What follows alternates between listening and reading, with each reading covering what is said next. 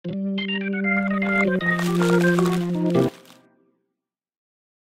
guys, balik lagi sama kita di Kupas Berita. Oke. Jadi di Kupas Berita kali ini kita bakal bahas salah satu sosok yang memang kok sosok ya? Salah satu pemuka agama. Ya, sosok juga boleh, Ci. Sosok Iya. tuh dikaitkan dengan astral, Bang. Ini kan nyata. Lanjut, Jadi sosok atau bukan?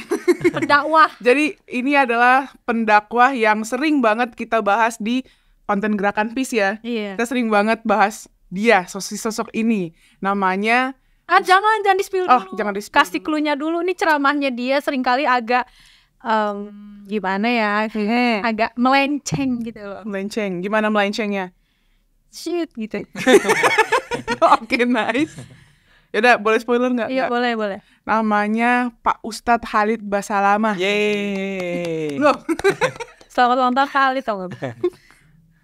jadi yang terbaru apa nih Cindy yang Kan ngomongin? saya bilang Pak Halid itu orang yang sangat terkenal ya, dan barangkali penonton ada juga yang menjadi jemaahnya. Ya, Panutan. kita betul-betul tidak ingin sebetulnya jangan dibilang kita ini ingin mengejek ya atau menghina, enggak.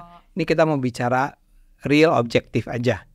Silakan. Dan kita ingin mengupas tentang ada ceramahnya gimana sih nih sebenarnya. Ceramahnya seperti ini nih gitu. Soalnya juga pengikutnya banyak ya. Ya, Iya, pengikutnya banyak dan ada di kantor kita juga ada loh. Oh iya. perlu di-spill. Jangan di-spill. Pasti ada. Pasti ada. Oke. Jadi di salah satu ceramahnya itu Bang, mungkin kemarin atau beberapa hari yang lalu itu Pak Ustadz Khalid, ya. Pak Khalid. Pak Khalid ini pernah ngomong kalau misalnya salaman setelah sholat berjamaah itu tidak boleh. Tidak boleh. Tidak boleh. Setelah sholat jam. Kan sholat berjamaah biasanya ada salam-salaman gitu ya Oh, sama iya. jamaah lain. Nah itu nggak boleh. Karena argumennya Nabi Muhammad tidak melakukannya. Jadi tidak boleh dilakukan. Oke. Apa yang tidak dilakukan, jangan lakukan gitu. Iya. Apa yang tidak dilakukan oleh Nabi Muhammad di masa itu, Iya. yang adalah sekitar 15 abad yang lalu, Aha. jangan dilakukan Jangan sekarang. dilakukan.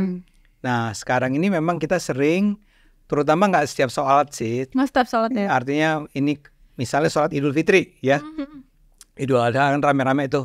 Nah, begitu selesai ya, biasanya diorganisir langsung. Yuk kita salam-salaman. Jadi selamat Idul Fitri, mohon maaf lahir batin. Jadi kayak kita bikin cycle gitu apa, lingkaran. Lingkaran. Terus orang harus jalan satu persatu. Iya. Dan itu menyenangkan sebetulnya karena biasanya kan kalau lagi sholat Idul Fitri itu di sebuah komunitas, misalnya di daerah saya ya. Jadi kita sekaligus salaman dengan tetangga-tetangga. Nah, itu yang disebut oleh Pak Khalid sebagai tidak boleh. Larangan dan tidak boleh dijadikan rutinitas. Jadi Oh. jangan jadikan sebagai sesuatu yang sering dilakukan. Gitu. Oh, Nah, oke. makanya tadi argumennya Nabi Muhammadnya sendiri tidak memberi bukan petua ya, perintah gitu. Iya. Kayak Yang saya ingat sih memang nggak pernah tuh, misal baca hadis gitu yang bilang bahwa Nabi Muhammad ketika selesai sholat misalnya bersalam-salaman dengan sahabat sahabat Nabi seperti ada Umar, ada Utsman gitu, salam-salaman gitu. Emang nggak ada.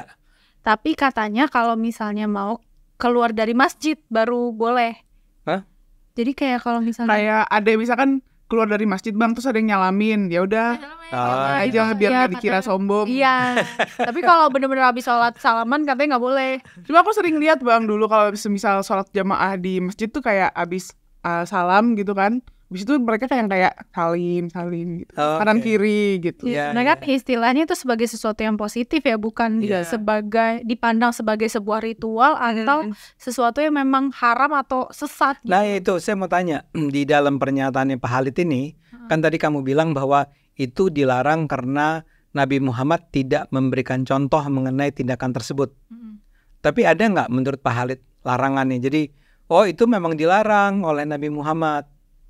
Kalau di ceramahnya sih dia bilangnya seperti itu sih. Oh, dia nggak bilang ya. Jadi saya duga ya, mudah-mudahan benar nih. Jadi Pak Khalid mengatakan itu sebaiknya tidak dilakukan karena tidak ada contohnya. Iya kan. Tapi bukan karena ya itu pernah dilarang tuh oleh Nabi Muhammad. Enggak, kan. Nggak ada. Nabi Muhammad tidak pernah mencontohkan, jadi alangkah lebih baik tidak dilakukan. Gitu. Sorry, itu agak serem nggak sih? Iya sih, Bang. Zaman dulu kan nggak ada motor, jadi kita gimana ke kantor naik onta gitu. Gimana sih? Kan nggak ada ontanya. Nggak ada ontanya, ya juga. Terus naik apa kita? Dari ini impor dari Arab. Terus gimana nih kita nih? Iya, jadi argumen itu yang menurut saya sangat mengganggu ya, bahwa apapun yang tidak dilakukan oleh Nabi Muhammad di masa lalu itu jangan dilakukan di masa sekarang. Karena konteks kehidupan kita aja udah beda banget. Ya, kayak tadi kamu bilang ada motor, ada bus, Transjakarta, ada kayak sekarang nih kita. Boleh nggak ini? Bersosial media. Bersosial media. Pak Khalid juga pasti punya sosmed lah ya, Bang. Pasti Saya punya enggak nggak sih. Sosmednya di tag dan Saya duga sih punya. Saya duga punya. Ya, tapi kalaupun nggak punya, apakah artinya sosmed kita semua nih, termasuk penonton nih yang lagi nonton, itu harus di take down karena di zaman Nabi Nggak ini ada tidak sosmed. ada. Terus juga Ustadz Khalid ini pernah berceramah soal banyak nih orang Palestina yang katanya nasibnya menderita karena mereka nih tampilan fisiknya menurut Pak Ustadz jauh dari kata Islami, karena istilahnya yang laki-lakinya enggak apa ya, jarang yang berjenggot, berjenggot panjang, perempuannya enggak jarang yang berjilbab gitu. Maksudnya mungkin berpakaian Islami sesuai dengan standar dia gitu. ada berjenggot tapi cuma berapa persennya lah istilahnya. Terus perempuannya yang mau ke Masjidil Aqsa ya katanya itu tidak berjilbab dan tidak menutup aurat, Perempuan-perempuan Palestina. kata beliau. Nah, terus dia bilang gara-gara itu Palestina menderita nasibnya. kayak sekarang nih, Palestina kan lagi mengalami penderitaan di bombardir oleh Israel kan. Itu karena nggak berjenggot. Katanya Itu kutipan ceramahnya sih seperti itu. Ya, saya sih terus terang, saya sebagai sesama Muslim dan sebagai, mungkin saya lebih tua sih dari Pak Khalid Basalamah. Sepertinya ya. Ya. Dan dia ini, saya ulangi, dia ini populer ya. Dan kita juga sangat senang kalau ada pemuka-pemuka agama. Dia kebetulan selama ini juga kita nggak pernah dengar marah-marah, mencaci maki pemerintah, mengatakan bahwa keturunan komunis kayak gitu, nggak ada tuh dia. Ya, Khalid Basalamah nih kelihatannya bahkan nggak pernah ngomongin politik ya. Jarang. Ya, nggak kedengeran sih ya. Jadi orang ini sebetulnya orang yang tidak mengutarakan pendapatnya karena ada tujuan politik tertentu misalnya. Iya. Nggak kan? Nggak. Tapi kok cara pandangnya menurut saya, ya, kok rada, apa istilah yang tepat ya? Rada aneh. Masa aku ngomong jelimet itu nggak bisa Nggak gitu. jelimet, Apa tapi ya? nggak, tadi ya, yang kasus pertama. Tadi kasus pertama dia bilang, jangan salam-salaman karena Nabi Muhammad gak kasih contoh. Kalau sekarang jangan Palestina itu menderita karena cara berpakaiannya tidak Islami, cara berjenggotnya tidak Islami. Itu kesimpulan datang dari mana? Mungkin ini Bang, pandangan Ustadz Khalid itu belum yang seluas itu ya, misalnya ya mungkin kayak Habib Ja'far atau apa, jadi masih yang bisa dibilang konservatif kali ya. Sebenarnya sempit. Logikanya Ustadz Khalid ini seniornya nggak sih? Iya, seniornya dibandingin siapa tadi? Habib Ja'far. Ya saya sih, ya istilah kurang luas itu agak memang luas gimana ya? Apa? Bukan kurang luas mungkin. Enggak, saya mau bilang, ya bayangin dia itu adalah seorang pemuka agama. Ya, yang saya katakan tadi sangat populer, jadi banyak jamaahnya. Mungkin setiap kali dia kasih pengajian tuh mungkin ratus atau ribu kali orang datang untuk mendengarkan. Jadi pasti dia itu orang yang punya tanda petik kredibilitas yang tinggi lah di mata umat ya. Jadi mestinya sih luas. Tapi kok kamu membandingkannya dengan siapa? Habib Ja'far tadi kan? Habib Ja'far kan kecenderungannya justru untuk mengatakan bahwa jangan hakimi, jangan salahkan gitu kan? Iya. Justru kecenderungannya pluralis gitu. Pluralis banget. Menghargai keberagaman. Nah, memang barangkali salah satu persoalan utamanya Egra dan Sidi dan kawan-kawan penonton semua adalah ini cara mendekati agamanya, cara memahami agamanya itu memang cenderung sempit. Jadi pengetahuan yang dia miliki itu adalah pengetahuan yang mengajarkan dia untuk mengatakan bahwa kalau nggak diajarkan oleh Nabi Muhammad jangan diikuti. Kalau nggak ada contohnya jangan diikuti. Atau kayak tadi, oh menurut dia tidak berjilbab tuh dosa gitu ya. Padahal kita pernah ngobrol sebelum ini kan, sebetulnya ada banyak penafsir agama Islam yang memandang enggak lah, ya jilbab itu bukan sesuatu yang wajib mutlak seperti yang barangkali dilakukan oleh orang-orang di Afghanistan kali ya, atau di Iran gitu ya. Ya kayak kamu ya nggak apa-apa, yang penting kamu cukup tertutup lah, cukup sopan lah ya. Nah cuman bagi orang kayak si Ustadz Khalid Basalamah ini, tidak berjilbab itu dosa, itu salah, harus dilawan, harus diubah. Nah ketika dia melihat bahwa Palestina terus-menerus menderita, kan bayangin dia dari tahun 48 tuh penderitaannya itu berapa? Hampir 80 tahun kan? 80-an. Nah, dia melihat apa sih kesalahan orang Palestina? Oh, dia itu tidak mengenakan jilbab, perempuannya. Oh, tidak berjenggot, artinya tidak mengikuti contoh Nabi. Karena Nabi dulu memang berjenggot. Jadi karena Nabi dulu berjenggot, maka sekarang pun harus berjenggot. Itu kan problematik ya. Iya sih. Brewok doang gitu misalnya istilahnya yang tipis-tipis, nggak yang jenggot sampai gimana. Iya kan. Itu. Dia juga ini Bang, beliau pernah ceramah soal adanya tikus di rumah itu pertanda buruk katanya. Emang buruk kan? Itu tanda adanya dosa. Bukan yang penyakit Bang. Gak disadari pemilik rumah. Jadi bukan karena kotor terus buruk ada tikus, tapi karena yang punya rumah nih berdosa gitu Bang. Pasti ada, bukan ya yang pemilik rumah dan mungkin keluarganya pasti ada dosa yang tidak disadari nih. Makanya salah satu solusinya perbanyak istighfar gitu. Iya, katanya itu hukuman dari Allah gitu Bang. Si tikus itu? Maksudnya Iya, adanya tikus. nggak bayangin gitu, tikus ada tikusnya lewat istighfar. Enggak masalahnya Bang, kan di masjid pun ada tikus gitu Bang. Iya, iya. Ya selalu ada Ya, kemungkinan. pasti ada tikus. Selalu ada kemungkinan kan di bawahnya ada got segala Ada macam. selokan. Cuman saya jadi serang Iya juga sih. karena rumah saya tuh hampir jarang sekali ada tikus kan. Artinya saya soleh. Oke. Gua ada lagi. Sama lagi. Lewat busuk gitu. Ya lagi-lagi dengan soal logika tadi, soal pendekatan agama. Fenomenanya adalah ada tikus di rumah. Saya yakin Khalid Basalamah ini di rumahnya nggak ada tikus lah ya. Karena itu dia bahagia lah, dia nggak punya tikus. Dia tikus. salah satunya mungkin alasannya adalah karena dia udah pakai ada racun tikus, ada tikus dan segala macam. Betul. Tapi kemudian untuk menyimpulkan bahwa tikus atau tidak ada tikus itu diakibatkan oleh orang itu berdosa atau tidak berdosa, itu kan juga loncatan logika yang menurut saya sih agak luar biasa. Ya, saya nggak tahu, mungkin di dalam ceramah dia sebut nggak sih hadisnya, misalnya, oh Nabi Muhammad pernah bilang bahwa wahai umatku gitu ya, kalau di rumahmu ada tikus, itu artinya kamu harus banyak meminta ampun kepada Allah. Kayaknya nggak ada. Nggak ada sih. Ya, saya yakin nggak ada. Dan saya yakin untuk melawan tikus cara terbaiknya adalah bukan dengan mempersering sholat. Bersihin rumah nggak sih? Minimal pasang lem, pasang perangkap tikus. Ya mencegah bolong-bolong rumah. Mencegah bolong-bolong rumah. Dan ya itu betul. Jadi itu kan effort kita untuk melawan masuknya tikus yang bisa membawa penyakit. Dan kalau saya sih terus terang takut sama tikus. Jadi sampai pada kesimpulan gak ada kaitannya tikus sama dosa. Yang ada tikus kaitannya sama penyakit, sama kotor, sama lobang, sama gitu. Sama nggak punya lem tikus. Iya. Kalau orang rajin sholat di rumahnya ada tikus, itu bukan kamu yang berdosa. Itu karena memang rumahmu harus dibersihkan.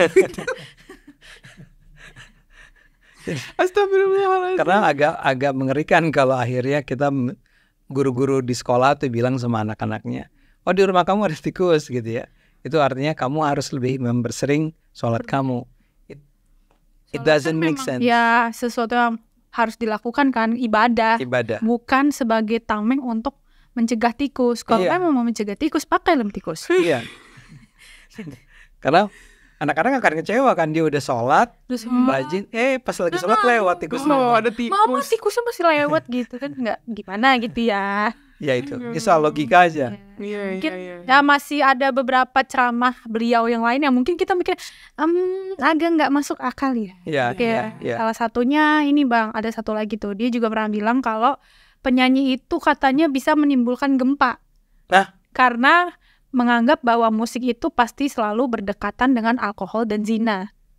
Gitu. musik Penyanyi, katanya penyanyi di klub atau di misalnya nih ada satu dia sebut penyanyi kan, dia nggak sebut penyanyi di klub. ya, penyanyi di Penyanyi. Mungkin kayak misalkan kayak konser gitu Bang, lagi konser. lagi konser ya atau enggak di mana itu pasti selalu bakal menimbulkan gempa karena katanya musik ini selalu berdekatan dengan alkohol sama zina. Alkohol dan zina. Iya. Musik tuh selalu berdekatan dengan alkohol dan Menurut zina. interpretasinya beliau seperti itu. Makanya kita yang kayak hubungannya apa ya Pak antara penyanyi sama gempa? Maksudnya kayak misalnya Aceh deh. Kan Aceh memang kayak secara geografisnya itu kan memang Iya, rawan gempa kan. iya, Dia ada lempeng tektonik or something gitu. iya. Jadi menimbulkan Kemarin gempa. tuh ada gempa di mana ya? Di Jawa tuh, yang sampai Jakarta juga kerasa. Oke, anyway, saya mau bilang bahwa lagi-lagi it doesn't make sense at all. Terutama pernyataan dia bahwa bernyanyi itu selalu dekat dengan Zina dan alkohol. zina dan Iya, alkohol. Ya terus terang lah ya, kita kan juga suka nyanyi lah ya. Mungkin mungkin kalian ke karaoke atau pasang lagu di rumah, terus pakai headset, terus nyanyi-nyanyi dan segala macam. Itu di mana letak dekatnya dengan zina dan alkohol. Kalau kita bicara tentang barangkali nih ya, nightclub, ya taruhlah nightclub. Itu pun berlebihan bagi kita untuk mengatakan orang-orang yang ada di nightclub itu dekat dengan zina dan alkohol. Tapi paling tidak kalau alkoholnya oke lah ya, kan memang ada di situ, memang dijual, dihalalkan bukan dihalalkan, diizinkan dijual untuk dijual. Tapi kalau zinanya kan juga belum tentu dong, ya. Tapi itu lagi-lagi itu adalah nightclub. Sekarang kalau pernyataannya Bapak Khalid yang baik ini adalah bahwa itu akan menimbulkan gempa karena dekat sama zina dan alkohol, itu kan lagi-lagi ya tadi logikanya loncat ya, sama sekali nggak ada hubungan antara satu dengan yang lainnya. Ada gempa, ada lagu nyanyi, ada gempa, ada zina, ada alkohol. Itu korelasi antara keempat itu di mana? Gitu. Nah, masalahnya menurut saya, tapi kembali ke musik ini, saya duga nih ya, Pak Khalid ini adalah memang juga orang yang percaya bahwa musik itu terlarang. Oh, karena ada beberapa yang melarang, ada beberapa Karena kan yang memang kita pernah dengar ya, kamu juga pernah dengar lah ya, bahwa ada orang-orang yang menafsirkan bahwa di dalam Islam musik itu, alat musik juga diharamkan, musik itu diharamkan. Jadi karena dia percaya bahwa musik itu haram, maka dia harus melawan musik. Jadi ketika dia mendengar orang memainkan musik, dia harus bilang bahwa itu nggak boleh. Oh, karena ada yang ini Bang, maaf aku potong ya Bang. Karena ada pendakwa yang mengizinkan musik, tergantung manfaatnya itu. Iya. Ustadz Adi Hidayat salah satunya. Kan beliau juga katanya bukan mengizinkan ya, tergantung apakah musiknya untuk kebaikan atau enggak. Kalau misalnya untuk kebaikan ya it's okay, nggak apa-apa gitu. Itu salah satu pendakwa. Dan saya rasa mayoritas atau ulama, ustadz di Indonesia itu mengizinkan. Musik di Indonesia begitu beragam dan bahkan ada musik Islam kan, ada nasyid, kalian pernah tahu ya? Waktu awal-awal mau pendekatan sama masyarakat Indo kan juga pakai musik salah satunya. Musik, ya, musik. Memang musik tradisional, musik Jawa gitu ya. Musik. Tapi musik kan ya. Nah, jadi saya duga Pak Khalid ini memang sudah mulai dengan sebuah positioning, standpoint bahwa nggak boleh musik itu. Karena itu musik itu harus dilawan, dan karena harus dilawan, dia harus punya alasan kenapa musik itu harus dihindari. Nah, tibalah dia pada kesimpulan musik itu akan menimbulkan gempa. Itu datang dari mananya juga saya nggak tahu. Kemudian dia harus kaitkan lagi dengan bahwa musik itu dekat dengan alkohol dan zina. Gitu.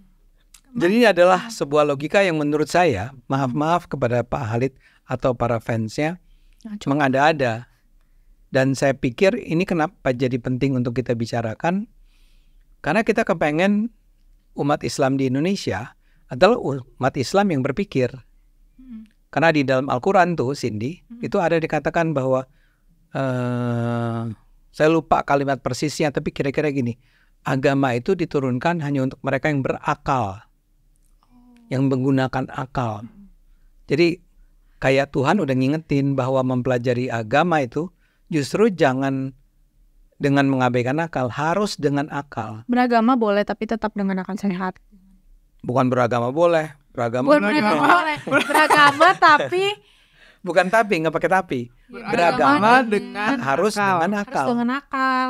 Nah, Karena kalau semisal kita telan mentah-mentah ya Bang, kan kayak apa namanya pernyataan dia yang kayak kencing unta itu halal, terus abis itu nggak boleh melihara kucing gitu. Padahal Terus katanya kucing kesayangan ini ya, hewan kesayangan Nabi. dan terus juga ada bunga bank riba, KPR riba. Enggak, maksudnya ya memang sih itu tuh sering dengar kalau KPR itu riba. Cuman kan kalau semisal memang itu kan KPR opsi ya Bang. Kalau emang orang sanggupnya beli rumah tuh KPR, mau bagaimana gitu. nah tapi satu hal, karena kamu menyebutnya, Iya.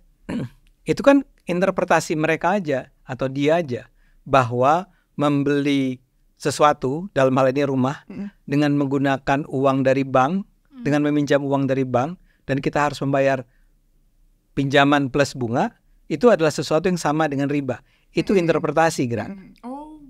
Itu Iya. ya nggak ada, Nabi Muhammad nggak orang bilang jangan pakai KPR, nggak ada itu, Atau kayak jangan meminjam di bank. nggak ada. Enggak ada juga. Banknya nggak ada, Dulu nggak ada bang ya guys. kan nggak ada. Nggak ada. Enggak, yang KPR itu ini Adi Hidayat. Yang salah ya. Salah, Itu salah. benar bersalah. Bukan hal itu, kan Tapi hal maksud itu. saya Dia yang bukan tadi yang bilang. kamu bilang yang kencing unta lah, yang apalah ya, itu bahaya menurut saya buat umat Islam. Umat Islam itu harus selalu dengan akal. Nggak apa-apa. Kita sangat berharap orang seperti Pak Khalid Basalamah itu terus ya menjadi seorang ulama yang terkenal, yang didengar pendapatnya. Tapi memang umatnya juga ya pakai akal sehat ya.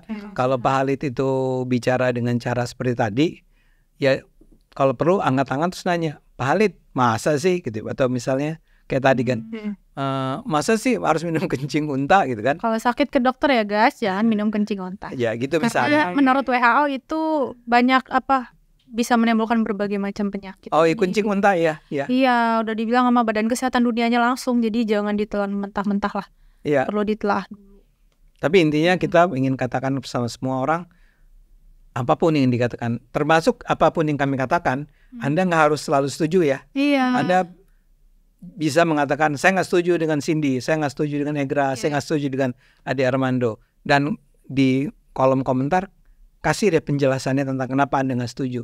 Cuman itu cara kita untuk berkomunikasi dengan cara yang logis ya. Dan itu pula yang harus kita lakukan, kita terapkan ketika kita menilai, benar nggak sih pendapat si Ustadz ini, benar nggak sih kata si pendeta ini, benar nggak sih kata si presiden. Semua didekati dengan menggunakan akal. Iya, setuju. Gitu ya. Sebenarnya kita nih bukannya mengomentari atau kayak gimana, soalnya banyak Bang. Egra kan sering banget ngebawain konten soal Ustadz Khalid ini, terus kayak banyak yang kayak komen, ih emang siapa lu komentarin Ustadz, nggak boleh ya gitu kan. Loh enggak dong, maksudnya kita juga bisa ngebahas kayak, loh kok gini, maksudnya kita juga bisa ngebantah kayak mungkin bertanya kok bisa kayak gini sih pernyataannya kayak gitu. Masalah lo nggak suka atau enggak itu urusan lo nggak sih, kayak kita kan cuman Tenang. ya, kita kan cuma hanya mempertanyakan dari segi akal sehatnya aja, emang bener ya gitu. Kalau Karena misalnya Anda tidak suka ya silahkan, itu pribadi Anda mungkin. Karena Ustadz Khalid itu adalah manusia. Manusia itu tidak pernah luput dari salah. Kami pun juga, kami bisa salah. Jadi Anda mau kritik kami silahkan. Tapi kami juga harus mempertanyakan logikanya Pak Khalid. Gitu. Kita juga punya hak untuk berpendapat karena itu tercantum dalam undang-undang.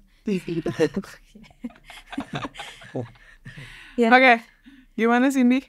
Ya, jadi intinya tetap tadi beragama dengan akal sehat, biar ya gimana ya, biar kita juga istilahnya tetap beragama tapi yang itu tuh dengan akal sehat gitu loh. Jadi kita nggak gampang bukan dibohongin, gimana ya? Ya, saya mau sebut satu hal. Saya lihat tuh ada sebuah komentar terhadap Egra kalau nggak salah. Iya. Tuh. Dia bilang gini, ya kalau mempelajari Islam jangan pertama-tama menggunakan akal. Oh iya. Ini gimana ya? Karena saya ingin ingatkan loh, di Al-Quran sendiri jelas-jelas dinyatakan beragama itu hanya untuk orang yang berakal. Jadi harus dengan akal. Harus dengan akal. Kok malah dibilang jangan pakai akal? Di Al-Qurannya sendiri loh. Di Al-Qurannya sendiri. Saya yakin kalau karena Cindy ini Kristen tapi dia nggak suka baca Alkitab kan. Baca kejadian. Oke, jadi saya mau bilang kita semua umat beragama, kita dekati agama dengan akal. Iya, biar istilahnya kita juga benar-benar bisa menjalankan ibadah dengan baik dan nggak gampang termakan ajaran yang memang itu bukan ajarannya gitu. Iya. Oke, mungkin itu aja yang bisa kita bahas di Kupas Berita kali ini. Jangan lupa like, comment, subscribe, tulis di bawah nih, di komen nih. Kira-kira apa sih yang mau dibahas gitu. Dan juga kalau misalnya kalian ada yang mau, nggak gitu tahu, kalau mau kritik atau apapun itu apa yang kita telah bincangkan, diskusikan, silakan. Nggak apa-apa. Ini mungkin kita brainstormingnya nggak masuk semua, tapi ya mungkin kalian udah paham lah. Kita nggak delete kan? Apa? Kalau ada orang kritik kita nggak delete. Enggak, kita blok kok. Enggak, kita tandain aja. Enggak, itu bercanda. Bercanda ya guys. Oke, gimana sih? Ya gimana? Closing. Jangan lupa like, comment, subscribe. Stay tune terus di Kupas Berita di episode berikutnya. Bye-bye. Thank you, bye-bye.